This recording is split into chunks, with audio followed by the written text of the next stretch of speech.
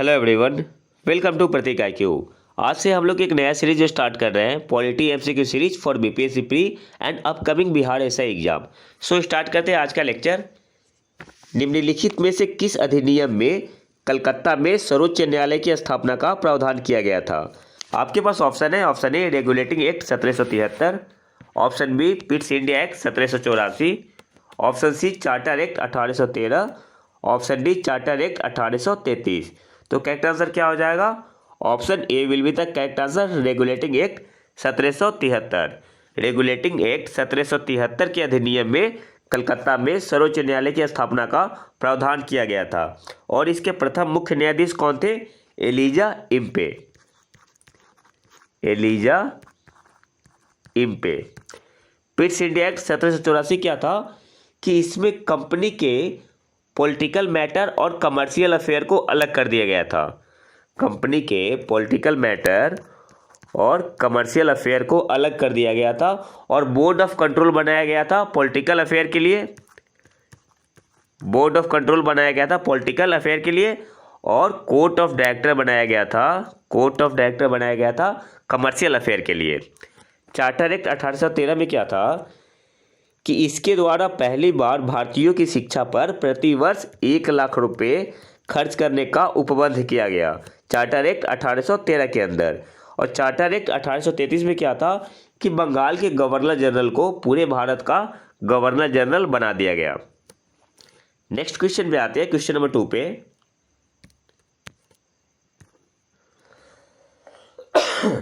सर्वोच्च न्यायालय की स्थापना के संबंध में निम्नलिखित में से कौन सा कथन सही है?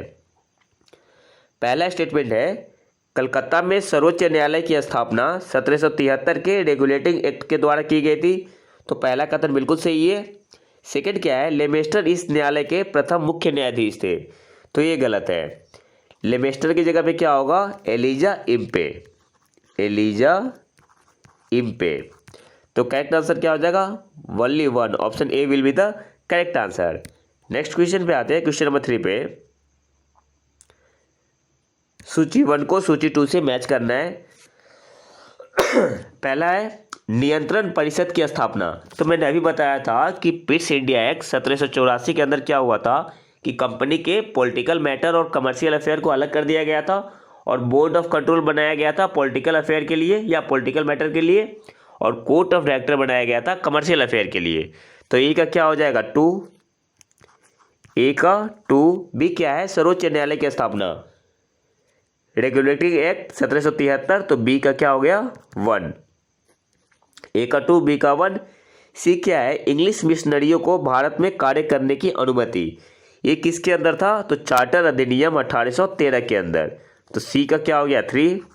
सी का 3। और डी क्या है? गवर्नर जनरल की परिषद में कानूनी सदस्य की नियुक्ति, तो ये किसके अंदर था? चार्टर अधिनियम 1833 के अंदर, तो डी का क्या हो गया? 4। ए का 2, बी का 1, सी का 3 और डी का 4। तो करेक्ट आंसर क्या हो जाएगा? ऑप्शन बी, ए का 2, बी का 1, सी का 3 एंड डी का 4। इस टाइप का क्वेश्चन मैंने इसलिए लिया है कि एक क्वेश्चन में कम से कम आपके 4 से 5 कॉन्सेप्ट क्लियर हो जाए। नेक्स्ट क्वेश्चन पे आते हैं, क्वेश्चन नंबर 4 पे। निम्नलिखित में से किससे भारत में अंग्रेजी शिक्षा की नींव पड़ी? आपके पास ऑप्शन है। आपके पास है ऑप्शन, एक तो 1813 का चार्टर एक्ट, 1 मिनट, 1813 का चार्टर एक्ट। सेकंड है general committee of public instruction 1823, और थर्ड है प्राच्यविद एवं आंग्लविद विवाद। तो करेक्ट आंसर क्या हो जाएगा? तो देखो ऑप्शन 1 भी सही है, 1813 का चार्टर एक्ट भी सही है। सेकंड जो है general committee of public instruction 1823, second भी सही है, और प्राच्यविद एवं आंग्लविद विवाद 3 भी सही है। तो करेक्ट आंसर क्या हो जाएगा? 1, 2 and 3। Option D will be the correct answer. यहाँ पे करेक्ट आंसर क्या हो जाएगा? Option D. तो भारत में अंग्रेजी शिक्षा की नींव पड़ी 1813 का charter act, general committee of public instruction, प्राच्यविद एवं आंग्लविद विवाद, ये तीनों ऑप्शन आपका सही होगा। तो करेक्ट आंसर क्या हो गया? Option D, 1, 2 and 3। Next question पे आते हैं। किस अधिनियम के द्वारा ब्रिटिश संसद ने चाय और चीन के साथ व्यापार को छोड़कर ईस्ट इंडिया कंपनी ने भारत के साथ व्यापारिक एकाधिकार को समाप्त कर दिया था? आपके पास ऑप्शन है, ऑप्शन ए 1813 का चार्टर एक्ट या चार्टर अधिनियम, ऑप्शन बी 1833 का चार्टर अधिनियम, ऑप्शन सी 1853 का चार्टर अधिनियम, ऑप्शन डी 1873 का चार्टर अधिनियम। तो करेक्ट आंसर क्या हो जाएगा? Option A will be the correct answer, 1813 का चार्टर अधिनियम। इस अधिनियम के द्वारा ब्रिटिश संसद ने चाय और चीन के साथ व्यापार को छोड़कर ईस्ट इंडिया कंपनी के भारत के साथ व्यापारिक एकाधिकार को समाप्त कर दिया था। नेक्स्ट क्वेश्चन पे आते हैं, क्वेश्चन नंबर 6 पे।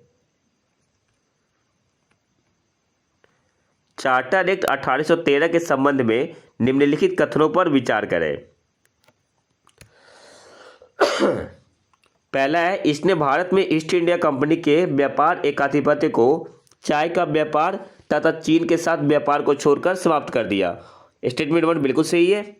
सेकंड क्या है, इसने कंपनी द्वारा अधिकार में लिए गए भारतीय राज्य क्षेत्रों पर ब्रिटिश राज की संप्रभुता को सुदृढ़ किया। तो स्टेटमेंट 2 सही होगा कि नहीं होगा? तो स्टेटमेंट सेकंड भी आपका बिल्कुल सही है। थर्ड क्या है कि भारत का राजस्व अब ब्रिटिश संसद के नियंत्रण में आ गया था। तो ऑप्शन 3 यहाँ पे आपका सही नहीं होगा। ये कब आया था? 1857 का जब विद्रोह हुआ था, फिर 1858 में अधिनियम आया था, उस समय हुआ था। तो यहाँ पे आपका ऑप्शन 3 सही है। तो करेक्ट आंसर क्या हो जाएगा? 1 और 2। Option A will be the correct answer.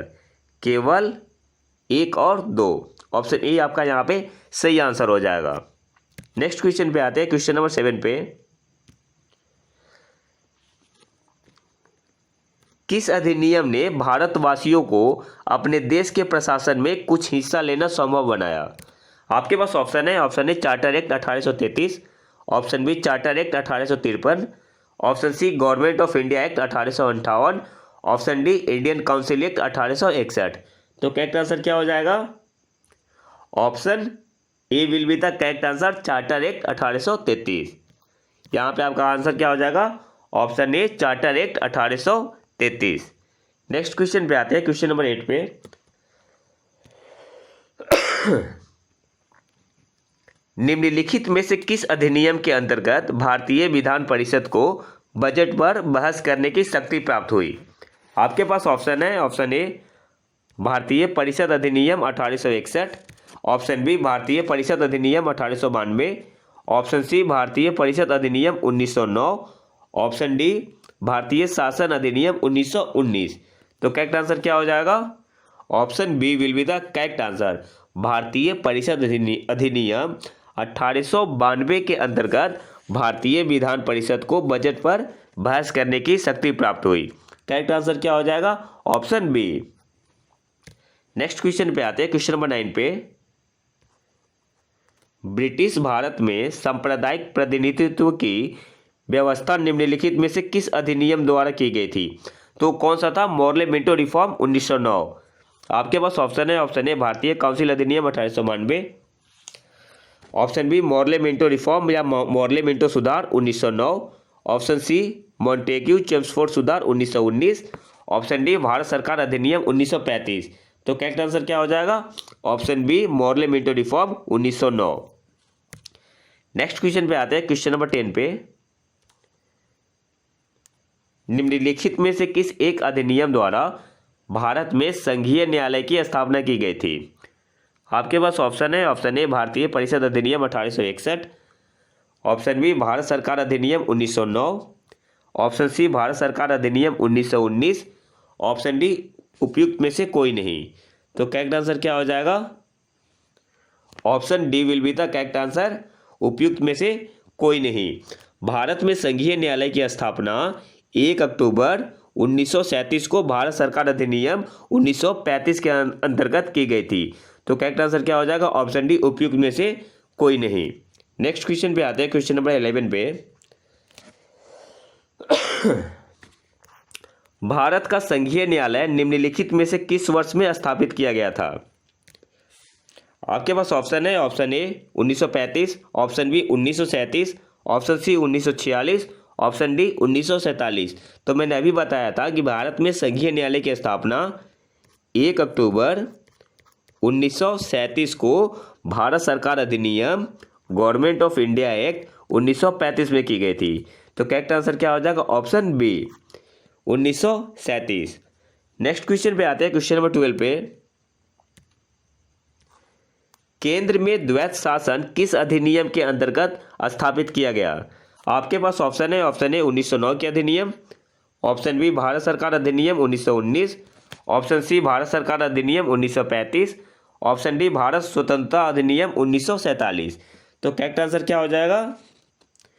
केंद्र में पूछ रहा है, तो केंद्र में द्वैत शासन गवर्नमेंट ऑफ इंडिया एक्ट 1935 के अंतर्गत स्थापित किया गया था। Option C will be the correct answer. Next question पे आते हैं।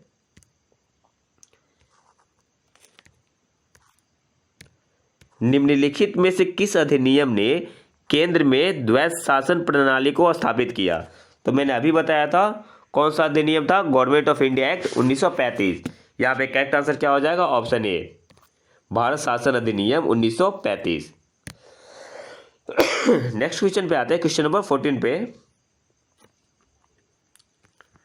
1919 के भारत शासन अधिनियम की निम्नलिखित में से कौन सी प्रमुख विशेषता है? पहला स्टेटमेंट है प्रांतों की कार्यकारिणी सरकार में द्वैत शासन की व्यवस्था। सेकंड है मुसलमानों के लिए पृथक सांप्रदायिक निर्वाचक मंडलों की व्यवस्था। तीसरा है केंद्र द्वारा प्रांतों को विधायनी शक्ति का हस्तांतरण। तो देखो यहाँ पे सेकंड ऑप्शन तो बिल्कुल ही गलत है। मुसलमानों के लिए पृथक सांप्रदायिक निर्वाचक मंडलों की व्यवस्था, ये क्या था? 1909 था, मॉडल इंटर रिफॉर्म 1909 था। तो सेकंड तो गलत है, तो ऑप्शन बी भी गलत होगा, ऑप्शन डी भी गलत होगा। आपका यहाँ पे स्टेटमेंट 1 बिल्कुल सही है। प्रांतों की कार्यकारिणी सरकार में द्वैत शासन की व्यवस्था थी गवर्नमेंट ऑफ इंडिया एक्ट 1919 के अंदर, और केंद्र द्वारा प्रांतों को विधायनी शक्ति का हस्तांतरण। तो 1 स्टेटमेंट सही है और 3rd सही है। तो करेक्ट आंसर क्या हो जाएगा यहाँ पे? ऑप्शन सी केवल 1 और 3। नेक्स्ट क्वेश्चन पे आते हैं, क्वेश्चन नंबर 15 पे। भारतीय विधान पालिका प्रथम बार द्विसदनीय बनाई गई। आपके पास ऑप्शन है, ऑप्शन ए 1892 के भारतीय काउंसिल एक्ट द्वारा, ऑप्शन बी 1909 के भारतीय काउंसिल एक्ट द्वारा, ऑप्शन सी 1919 के भारत सरकार अधिनियम द्वारा, ऑप्शन डी 1935 के भारत सरकार अधिनियम द्वारा। तो करेक्ट आंसर क्या हो जाएगा? भारतीय विधान पालिका प्रथम बार द्विसदनीय कब बनाई गई थी? तो government of India act 1919। Option C आपका यहाँ पे सही आंसर हो जाएगा। करेक्ट आंसर क्या हो जाएगा? ऑप्शन सी। नेक्स्ट क्वेश्चन पे आते हैं, क्वेश्चन नंबर 16 पे। केंद्र में कौन सा एक्ट द्विसदनीय विधायिका लाया? केंद्र में पूछ रहा है इस बार। आपके पास ऑप्शन है, option A 1961 act, option B 1917 act, option C 1919 act, option D 1915 act. तो करेक्ट आंसर क्या हो जाएगा? द्विसदनीय विधायिका कौन सा एक्ट लाया था? तो option C government of India act 1919। Option C आपका यहाँ पे सही आंसर हो जाएगा। नेक्स्ट क्वेश्चन पे आते हैं, क्वेश्चन नंबर 17 पे। राष्ट्रपति की अध्यादेश निर्गत करने की शक्ति प्रेरित है। भारत सरकार अधिनियम 1919, ऑप्शन बी भारत सरकार अधिनियम 1935, ऑप्शन सी भारत सरकार अधिनियम 1909, ऑप्शन डी भारत सरकार अधिनियम 1947। तो करेक्ट आंसर क्या हो जाएगा? गवर्नमेंट ऑफ इंडिया एक्ट 1935 के अंदर राष्ट्रपति की अध्यादेश निर्गत करने की शक्ति प्रेरित है। Option B will be the correct answer, भारत सरकार अधिनियम 1935। नेक्स्ट क्वेश्चन पे आते हैं, क्वेश्चन नंबर 18 पे।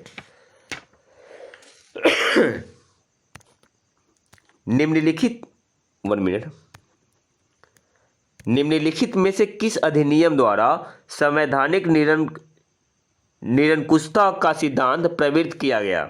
आपके पास ऑप्शन है, ऑप्शन ए 1909 का भारतीय काउंसिल अधिनियम, ऑप्शन बी 1919 का भारत सरकार अधिनियम, ऑप्शन सी 1935 का भारत सरकार अधिनियम, ऑप्शन डी 1947 का भारतीय स्वतंत्रता अधिनियम। तो करेक्ट आंसर क्या हो जाएगा? क्वेश्चन आपसे पूछ रहा है कि किस अधिनियम द्वारा संवैधानिक निरंकुशता का सिद्धांत प्रवृत्त किया गया। तो करेक्ट आंसर आपका यहाँ पे हो जाएगा ऑप्शन सी 1935 का भारत सरकार अधिनियम द्वारा। Option C will be the correct answer. Next question पे आते हैं, क्वेश्चन नंबर 19 पे। क्वेश्चन नंबर 19 क्या आपसे पूछ रहा है कि भारत के संविधान में केंद्र और राज्यों के बीच किया गया शक्तियों का विभाजन इनमें से किसमें उल्लिखित योजना पर आधारित है। आपके पास ऑप्शन है, option A Morley Minto reform 1909, option B Montague Chelmsford अधिनियम 1919, ऑप्शन सी भारत सरकार अधिनियम 1935 और डी क्या है, भारतीय स्वतंत्रता अधिनियम 1947। तो करेक्ट आंसर क्या हो जाएगा, option C will be the correct answer, government of India act 1935। Option C आपका यहाँ पे सही आंसर हो जाएगा। नेक्स्ट क्वेश्चन पे आते हैं, क्वेश्चन नंबर 20 पे। क्वेश्चन नंबर 20 क्या है, निम्न में से एक भारत सरकार अधिनियम 1935 की मुख्य विशेषताओं में से नहीं थी।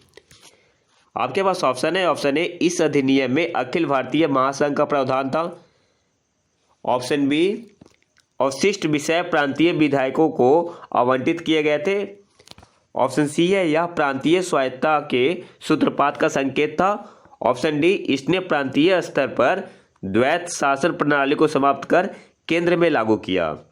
तो ऑप्शन डी बिल्कुल सही है। इसमें से पूछ क्या रहा है कि 1935 के मुख्य विशेषताओं में से नहीं थी। ऑप्शन डी आपका सही है, ये तो विशेषताओं में थी। नेक्स्ट क्या है, इस अधिनियम में अखिल भारतीय महासंघ का प्रावधान था, ए भी सही है। बी क्या है, अवशिष्ट विषय प्रांतीय विधायकों को आवंटित किए गए थे, ये गलत है। तो यहाँ पे आपका करेक्ट आंसर क्या हो जाएगा, ऑप्शन बी। ऑप्शन बी भारत सरकार अधिनियम 1935 की मुख्य विशेषताओं में से नहीं था। करेक्ट आंसर हो जाएगा आपको ऑप्शन बी, अवशिष्ट विषय प्रांतीय विधायकों को आवंटित किए गए थे, ऐसा गवर्नमेंट ऑफ इंडिया एक्ट 1935 की मुख्य विशेषताओं में से नहीं थी। यह प्रांतीय स्वायत्तता के सूत्रपात का संकेत था, ए भी था। तो ए था, सी था और डी था, लेकिन बी नहीं था। तो करेक्ट आंसर क्या हो जाएगा, ऑप्शन बी। नेक्स्ट आते हैं, आप कुछ इंपॉर्टेंट करंट अफेयर देख लेते हैं 2021 के। तो सबसे पहले देखते हैं, टेम्पल्टन पुरस्कार 2021 से किसे सम्मानित किया गया है, तो जेन गुडाल को। टेम्पल्टन पुरस्कार 2021 से सम्मानित किया गया है जेन गुडाल को। नेक्स्ट आते हैं, चाइना की large high altitude air shower observatory ने मिल्की वे आकाशगंगा में गामा किरणों का पता लगाया है, जिसे शॉर्ट में क्या बोलते हैं, लहासो। चाइना की large high altitude air shower observatory या वेधशाला इसने मिल्की वे आकाशगंगा में गामा किरणों का पता लगाया है। नेक्स्ट आते हैं, मध्य प्रदेश के कूनो राष्ट्रीय उद्यान में चीतों को फिर से देश में बचाया जाएगा। मध्य प्रदेश के कौन से राष्ट्रीय उद्यान में चीतों को फिर से देश में बचाया जाएगा, तो कूनो राष्ट्रीय उद्यान कहाँ है, मध्य प्रदेश में। नेक्स्ट है, हरियाणा की सरकार ने संजीवनी परियोजना शुरू की है। संजीवनी परियोजना कौन से राज्य सरकार ने शुरू की है, तो हरियाणा की सरकार ने।